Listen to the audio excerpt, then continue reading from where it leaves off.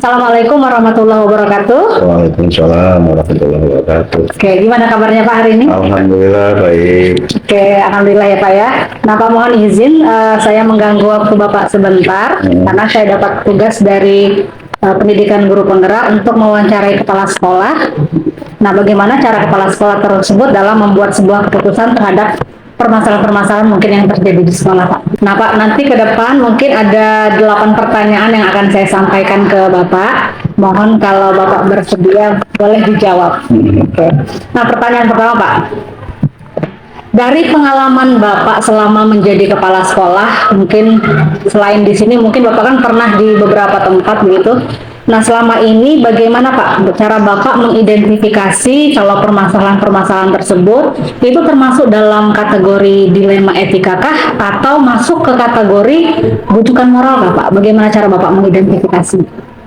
Jadi untuk permasalahan-permasalahan yang terjadi di sekolah biasanya saya tidak langsung mengambil keputusan sendiri, akan tetapi biasanya saya akan melakukan diskusi terlebih dahulu dengan para wakil-wakil saya, sehingga nanti keputusan yang diambil itu tentunya menjadi tanggung jawab bersama. Tanggung jawab bersama dalam hal ini tanggung jawab lembaga, bukan hanya tanggung jawab kepala sekolah sebagai pemangku kepentingan tertinggi di sekolah, tetapi juga keputusan yang diambil adalah hasil musyawarah bersama antara kepala sekolah dengan wakil kepala sekolah.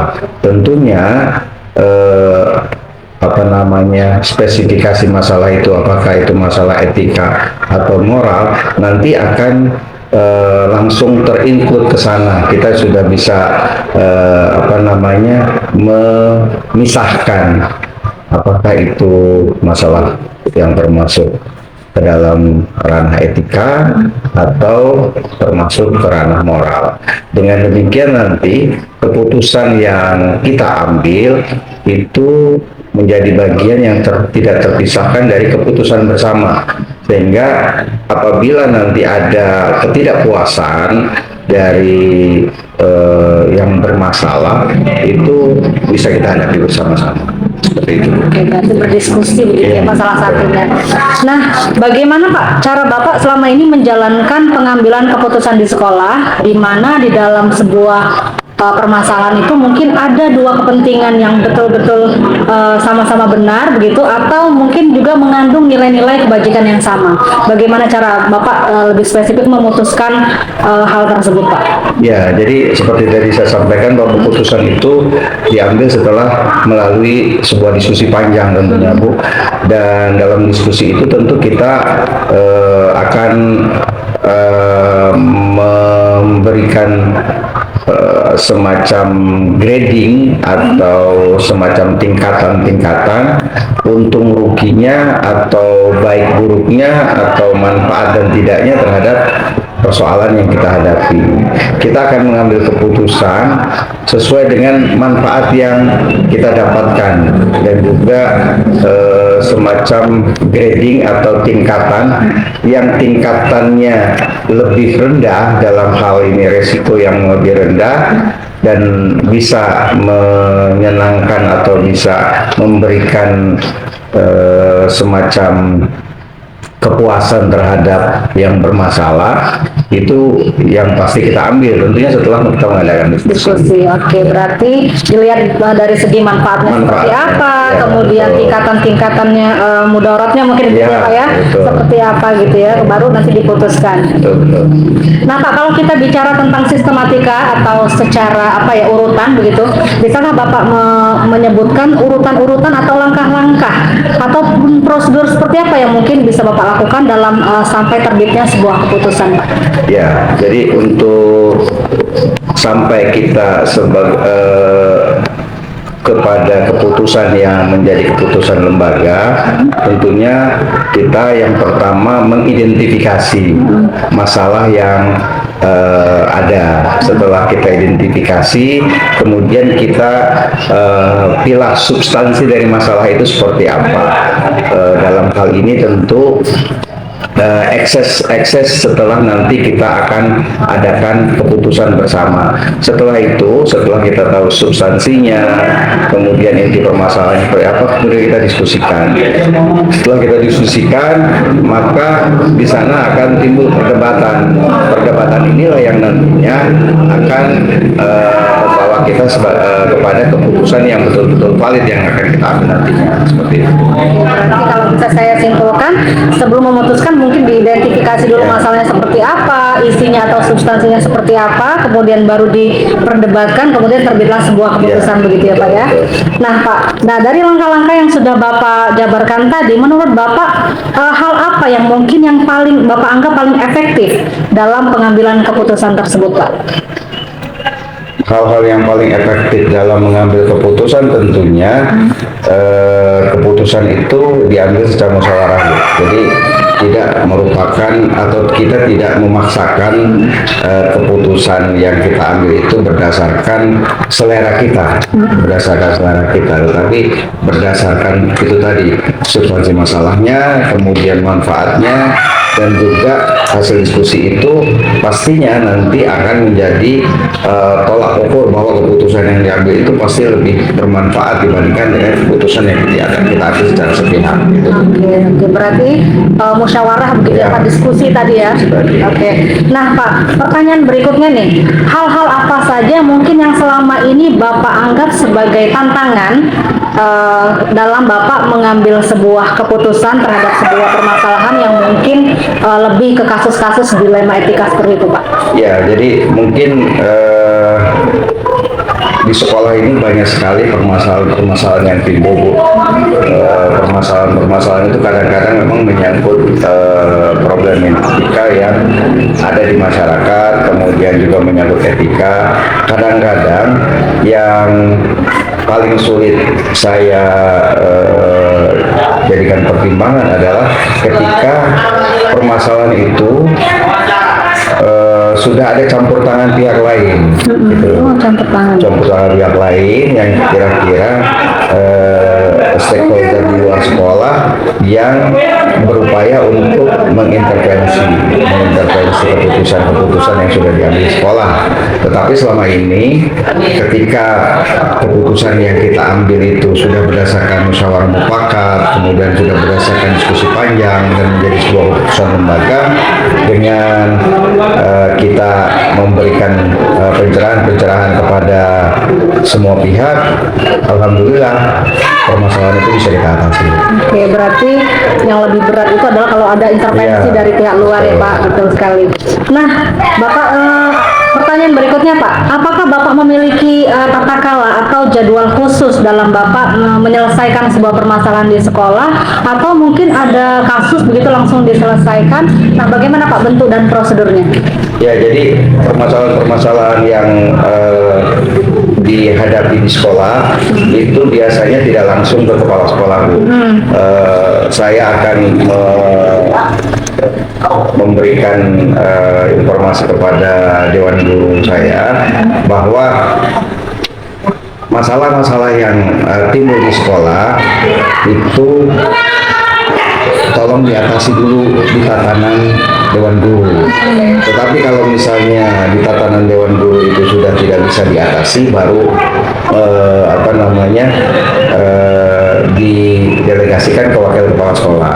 Kalau sudah di wakil kepala sekolah juga tidak bisa selesai, maka di di step terakhir itu baru persoalan itu dipegang oleh kepala sekolah. Jadi ada tantangan, tidak semua masalah itu langsung ke kepala sekolah, tapi hanya masalah-masalah yang memang tidak bisa terselesaikan di tatanan yang di bawah kepala sekolah.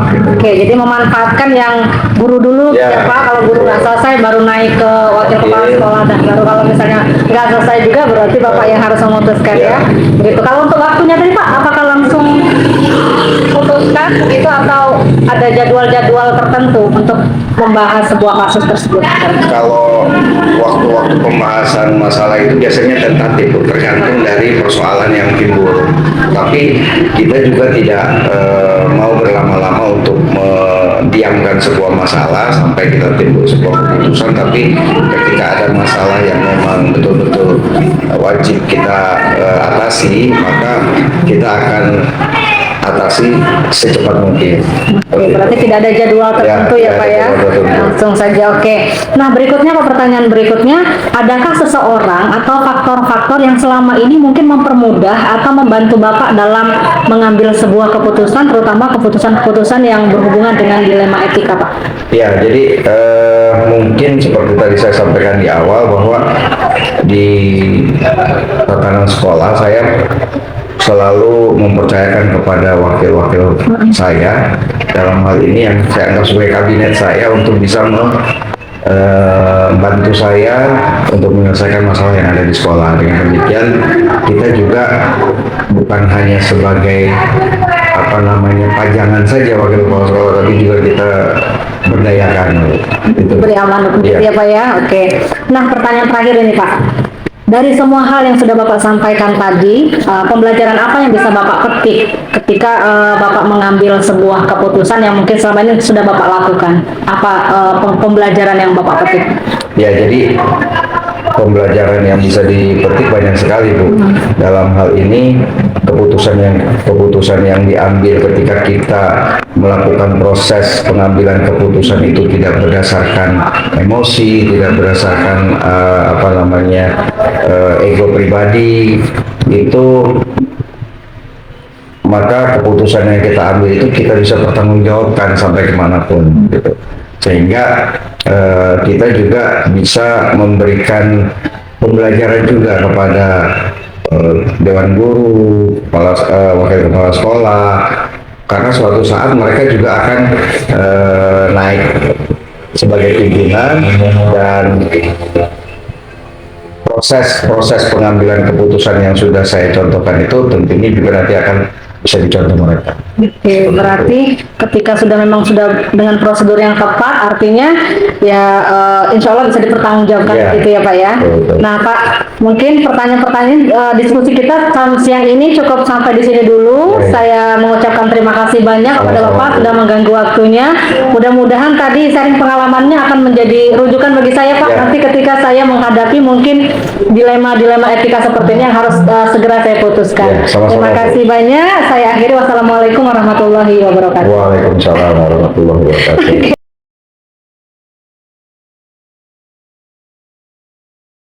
Assalamualaikum warahmatullahi wabarakatuh. Waalaikumsalam warahmatullahi wabarakatuh. Bagaimana Ibu Epi? Ada yang dapat saya bantu? Tapi sebelumnya gimana kabarnya hari ini? Alhamdulillah sehat, berjalan seperti biasa. Alhamdulillah ya. Iya. Nah begini Bu Minar, saya dapat tugas ini dari program Guru Penggerak. Saya diminta untuk mewawancarai paling tidak 2 kepala sekolah terkait bagaimana cara kepala sekolah tersebut dalam mengambil keputusan yang mungkin terjadi di sekolah. Nah Bu Minar, mungkin ke depan ada sekitar 8 pertanyaan yang akan saya ajukan kepada Ibu, dan kalau Ibu berkenan bisa dijawab. Ya, insya Allah semangat saya dan sebagaimana pengalaman saya selama ini memimpin di sekolah ini. Oke, baik Bu. Pertanyaan pertama nih Bu Minar. Nah, dari pengalaman Ibu selama menjadi kepala sekolah, mungkin di sekolah kan sering terjadi kasus-kasus ya Bu. Bagaimana cara Ibu membedakan atau mengidentifikasi sebuah kasus yang terjadi di sekolah Ibu? Ini masuk dalam kategori dilema etika kah atau masuk dalam kategori bujukan moral kah? Baik, terima kasih Bu Epi. Saya akan coba menjawab. Jadi kalau ini artinya kasus ini berhubungan dengan rekan kerja ya Bu Epi ya.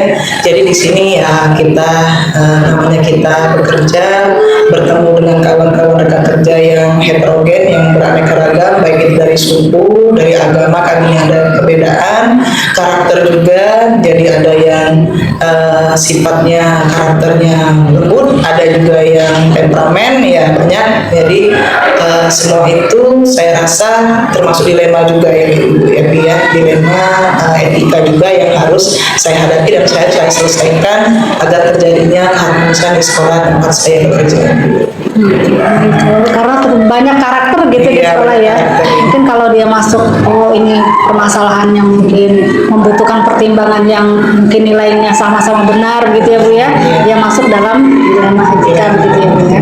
Nah baik Bu, pertanyaan yang kedua ini, bagaimana Ibu menjalankan pengambilan keputusan di sekolah Ibu, terutama di dalamnya ada dua kepentingan yang mungkin sama-sama benar. Jadi ada sebuah kasus yang mungkin keputusan A benar, keputusan B benar, begitu. Bagaimana cara Ibu mempertimbangkan atau mengambil keputusan untuk kasus-kasus seperti itu? Iya, saya di sini dalam mengambil keputusan mempertimbangkan tidak hanya sesuai dengan ego saya sendiri, tetapi saya akan mempelajari permasalahan yang ada, seperti misalnya ada guru misalnya yang karakternya agak keras, jadi mereka kadang temperamen dalam menghadapi siswa.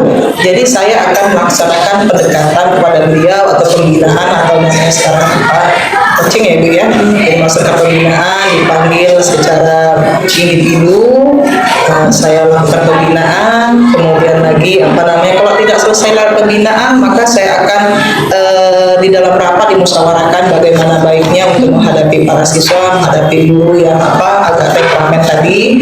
Kemudian lagi apabila itu juga belum selesai maka saya akan mengajak bekerja sama pembinaan melalui pengawas sekolah, dan juga bisa juga dengan komite bagaimana menyelesaikan supaya guru tidak temperamen, siswa juga tidak melakukan guru seperti itu. Oke, berarti Ibu lebih tidak mementingkan ego ya, langsung dimusyawarahkan terlebih dahulu, atau kalau tidak selesai melibatkan komite dan sampai ke pengawas begitu ya Bu ya. Nah baik Bu, kalau kita bicara sistematik gitu ya, sistematika, kira-kira Bu bisa Ibu urutkan tidak langkah-langkah seperti apa atau prosedur apa yang bisa Ibu lakukan, yang biasa dilakukan di sekolah dalam mengambil sebuah keputusan sampai terbitnya sebuah keputusan? Ya, terima kasih Bu Evi.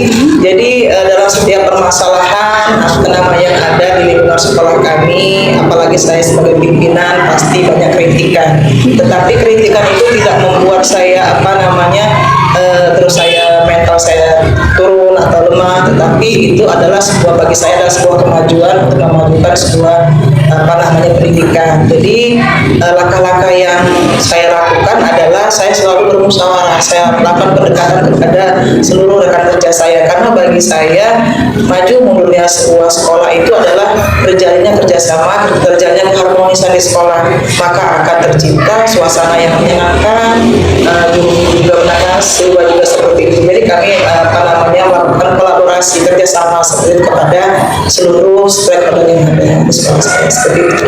Berarti lebih kepada musyawarah tadi ya Bu ya, sehingga nanti keputusan yang diambil betul-betul keputusan yang mungkin kesepakatan bersama begitu ya. Nah, dari penjelasan yang sudah Ibu sampaikan tadi, hal apa yang menurut Ibu paling efektif selama ini dalam membantu Ibu dalam mengambil sebuah keputusan? Iya.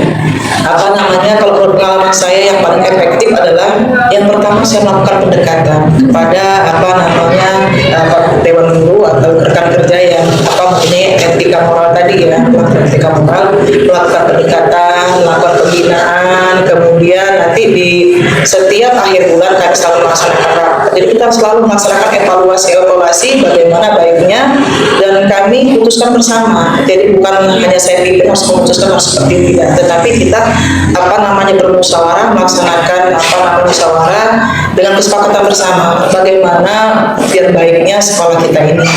Kami buat kesepakatan seperti itu. Berarti adanya kesepakatan dan pendekatan begitu ya Bu. Jadi sebelum masalah itu bisa diputuskan ya dicari dulu begitu ya fakta-fakta sehingga bisa diputuskan dengan benar begitu ya. Nah pertanyaan berikutnya Bu, selama ini hal-hal apa saja yang mungkin menurut Ibu menjadi tantangan bagi Ibu dalam membuat sebuah keputusan? Tantangan yang sulit untuk diputuskan, tetapi bagi saya setiap ada permasalahan pasti ada jalan keluarnya ya tadi Bu yang saya hadapi, misalnya saya harus menghadapi guru senior, menghadapi ada mantan kepala sekolah di tempat saya ya tadi dengan cara pendekatan tadi Bu, dengan cara kekeluargaan, saya menghargai beliau, dan saya juga banyak belajar dari beliau, dengan yang senior saya, dengan yang mantan kepala sekolah, saya belajar dari mereka. Dan apabila tidak selesai di situ, maka saya akan belajar kepada teman-teman saya, rekan-rekan saja yang sudah berpengalaman lama lama, sudah berpengalaman dalam menjadi pemimpin. Jadi saya akan belajar, saya tanya kepada rekan-rekan kerja rekan-rekan kepala sekolah yang sudah berpengalaman agar saya bisa menyelesaikan masalah ini. Dan nanti akan dibawa di forum Pak. Seperti itu, Bu Evi. Masya Allah sekali ya. Berarti selama ini tantangan terberat mungkin ketika kita menghadapi guru-guru yang notabene mungkin lebih senior begitu ya Bu ya. Jadi agak-agak canggung. Iya. Baik Bu, ini pertanyaan berikutnya. Apakah dalam mengambil sebuah keputusan di sekolah yang ada hubungannya dengan kasus dilema etika, Ibu punya tata kala atau jadwal khusus dalam membuat sebuah keputusan atau mungkin langsung diputuskan pada saat terjadinya kasus? Bagaimana prosedur atau bentuk yang pernah Ibu lakukan? Terima kasih. Jadi kasus-kasus itu kan biasanya tidak terencana, itu kan biasanya secara spontan. Saya tidak mau menunda-nunda masalah. Jadi kalau saya memang itu ada masalah di sekolah tempat saya, baik itu dewan guru maupun para siswa, maka saya akan langsung melaksanakan pembinaan. Saya akan panggil dewan guru itu per individu. Nah, seperti itu. Kalau memang tidak selesai, maka akan saya selesaikan bersama-sama dengan rekan kerja. Seperti itu, Bu Evi. Berarti tidak ada jadwal khusus gitu ya, tentatif ya Bu ya. Jadi kalau ada kasus langsung diselesaikan. Jangan lama-lama begitu. Tidak ditunda-tunda. Tidak ditunda. Oke, baik Bu. Nah, pertanyaan berikutnya nih Bu. Adakah seseorang atau faktor-faktor yang selama ini membantu dalam Ibu mengambil sebuah keputusan, terutama kasus-kasus yang ada hubungannya dengan dilema etika? Oh iya, yang membantu menyelesaikan dilema etika ini, yang pertama yaitu yang pertama saya belajar dari kawan-kawan kepala sekolah di sekolah yang lain, itu yang pertama. Kemudian saya juga minta minta pendapat atau minta solusi dari pengawas sekolah, kemudian dari komite juga, dan saya juga sering mengikuti kegiatan webinar-webinar. Seperti waktu itu ada dari BKSDM kami melaksanakan Zoom tentang etika, Bu Evi. Jadi saya ajak bersama-sama kawan-kawan juga untuk menyaksikan kegiatan Zoom tersebut. Jadi agar mereka lebih paham, lebih mengingatkan lagi apa sih kode etik yang harus kita lakukan sebagai tenaga pendidik, apalagi UPN ASN ini di BEPI. Seperti itu. Didatangkan, dihadirkan, dilihatkan begitu ya Bu ya, supaya lebih mengena begitu ya. Jadi selain pengawas dengan beberapa dewan guru juga tetap membantu dalam mengambil keputusan ya. Nah baik Bu, ini pertanyaan terakhir nih Bu. Dari segala hal yang sudah Ibu sampaikan tadi, apa Bu yang hikmah atau pembelajaran yang Ibu petik dalam pengalaman Ibu dalam memutuskan suatu permasalahan yang ada hubungannya dengan dilema etika? Bagi saya hidup itu memang harus ada dilema dan pasti punya permasalahan, dan pasti dimanapun kita berada, karena pemimpin itu adalah satu. Jadi pasti ada kritikan-kritikan, baik itu yang lingkungan terdekat maupun jauh. Jadi bagi saya dilema dan kritikan itu bukan masalah bagi saya, karena bagi saya itu kritikan itu untuk membangun sekolah ini yang saya pimpin agar menjadi lebih bagus. Jadi kita kelompokkan permasalahan, kemudian yang diminta, yang dikritik, apabila memang itu dalam suatu keputusan bersama musyawarah itu baik untuk sekolah kita, maka akan kita laksanakan. Jadi bagi saya kritikan itu bukan bukan dilema bagi saya. Seperti itu. Jadi itu bagi saya untuk membangun agar terciptanya suasana tempat bekerja akan lebih maju lagi. Seperti itu. Baik, berarti hikmahnya adalah banyak pembelajaran berarti di sini ya. Untuk yang penting ke depannya bisa lebih baik lagi dari segala pengalaman. Baik Bu, mungkin itu saja pertanyaan yang saya sampaikan pada siang hari ini. Terima kasih sekali atas waktunya. Mudah-mudahan jawaban Ibu tadi bisa menjadi rujukan saya ketika saya dapat menghadapi sebuah kasus, mungkin terutama kasus-kasus yang dilema etika seperti ini. Terima kasih sebelumnya. Saya ucapkan wassalamualaikum warahmatullahi wabarakatuh. Sama-sama Bu Evi, mudah-mudahan bermanfaat dan semoga sukses selalu. Amin. Sukses juga buat Bu Minar ya.